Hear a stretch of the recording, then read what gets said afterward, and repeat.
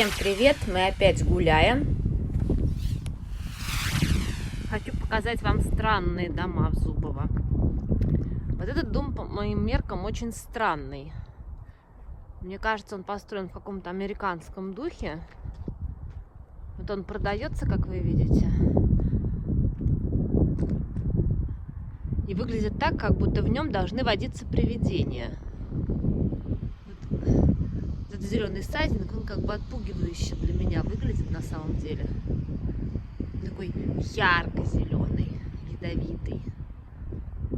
Я думаю, что тот, кто купит этот дом, в первую очередь должен будет сайдинг поменять. Потому что дом не маленький, наверное, хороший, но выглядит он как фильм из американских ужасов. Что-то такое в жанре привидения, кошмары, хоррор, параллельная реальность, потусторонний мир. Еще один странный дом. Ну, для меня он странный в первую очередь своей архитектурой. Я бы подумала, что это дом на очень большую армянскую семью, в которой живут 3 поколения. И чтобы не встречаться, вот у них отдельные входы, отдельные этажи, чтобы друг другу не мешать. Молодежь снизу, пожилые наверху, бабушки какие-нибудь. Дом гигантский, конечно, но архитектура очень такая специфическая, странноватая архитектура. Не знаю.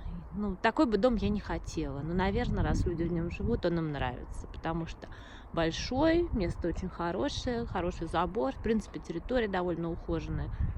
Ну, я думаю, хозяева всегда любят свой дом. Но вид у него очень специфический.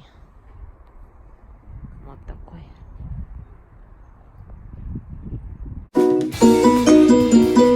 Здесь везде скидки. Обалдеть. То есть народ в магазин не ходит, поэтому скидки практически на все. Вот мы зашли в детский мир.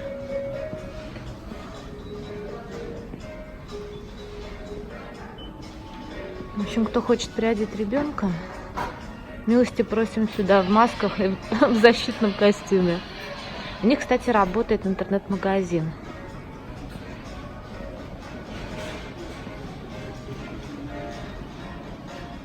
Все в ценниках.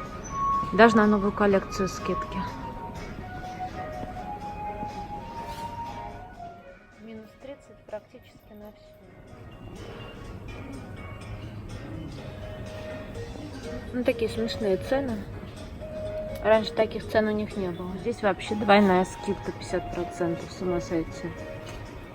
Акции, акции, акции. Сюда нужно бежать просто. С расстоянием 1 метр.